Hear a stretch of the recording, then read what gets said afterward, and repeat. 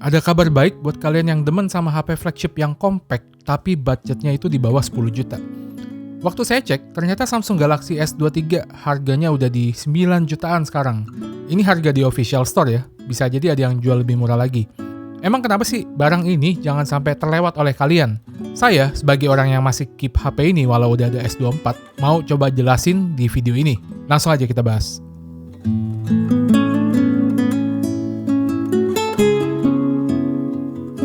Oke, pertama yang menurut saya bikin S23 ini worth it karena S23 ini adalah HP flagship beneran ya, bukan kayak flagship-flagshipan ataupun flagship killer.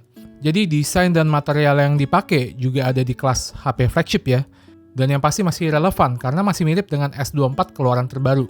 Perbedaannya minor doang, jadi masih kerasa up to date lah.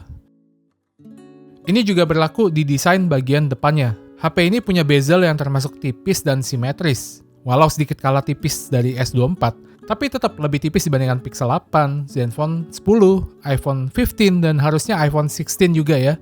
Good deal banget deh di harga 9 jutaan. Selain itu, panel layarnya juga tentu masih kelas flagship.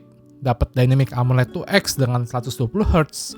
Ini jadi alasan kedua ya kenapa HP ini worth it banget. Walau peak brightness-nya agak beda jauh nih sama S24. Ini peak brightness ya, ngefek di kondisi tertentu aja ya, kayak misalnya nonton video HDR di kondisi terik. Tapi masih kuat buat hadepin HP flagship compact lain kayak iPhone 15. Malah pas saya coba nonton video HDR di kondisi terik, masih lebih cerah S23 dibandingkan iPhone 15 ya.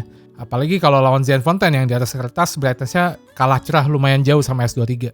Ketiga adalah performa. Chipsetnya pakai Snapdragon 8 Gen 2 for Galaxy, di mana ini versi lebih kencang dibandingkan 8 Gen 2 biasa. Dan dapat Snapdragon loh, bukan Exynos. Jadi di harga 9 jutaan, HP ini udah termasuk kenceng banget. Apalagi ditopang sama layarnya yang super smooth juga ya. Terus kalau dibandingkan sama Exynos 2400 di S24 sih, walau raw powernya udah pasti lebih kencang S24 ya.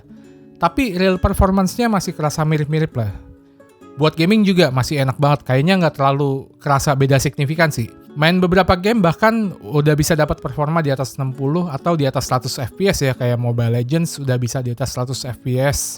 PUBG Mobile juga udah bisa jalan di kisaran 120 FPS. Dan ternyata masih stabil.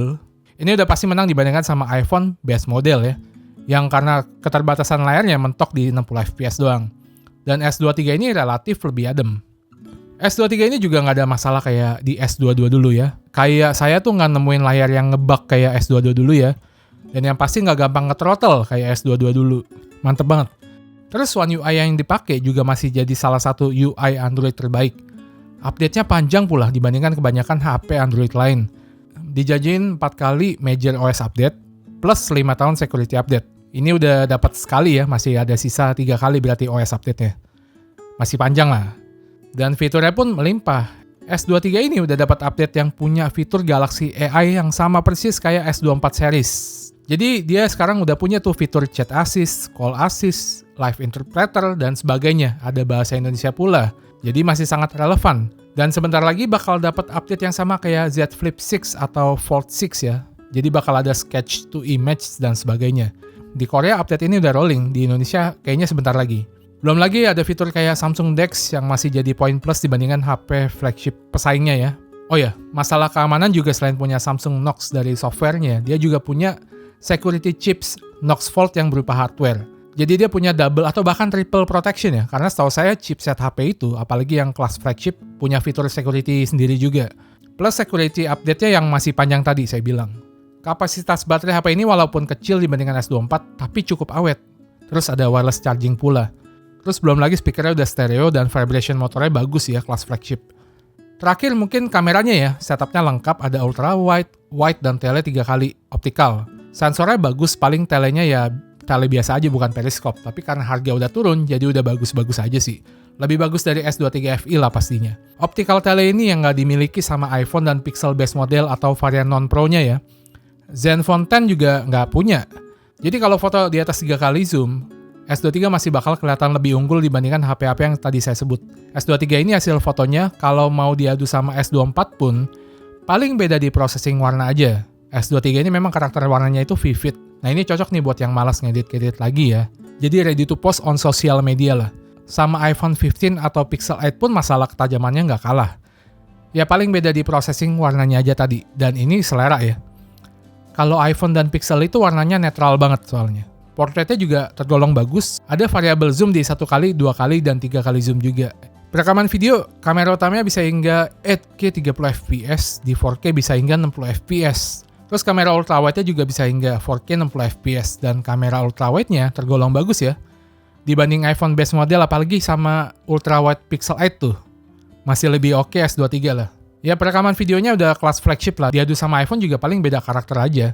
Jadi kesimpulannya, buat kalian yang nyari HP flagship compact, tapi lagi pengen hemat nih, Samsung Galaxy S23 ini masih worth it banget. Masih relevan banget, termasuk ada fitur-fitur Galaxy AI kekiniannya ya. Harga udah bagus banget sekarang, 9 jutaan dapat yang 8256GB pula ya. Asus Zenfone 10 itu 9 juta dapatnya 128GB doang.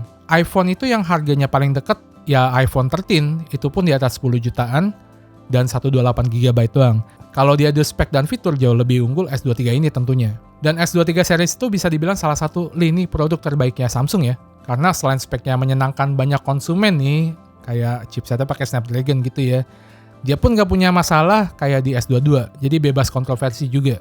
Saya pun masih sayang banget sama HP ini, udah punya S24 aja, masih belum rela ngelepas HP ini ya. Jadi menurut saya, nggak ada alasan buat kalian skip Samsung Galaxy S23 ini.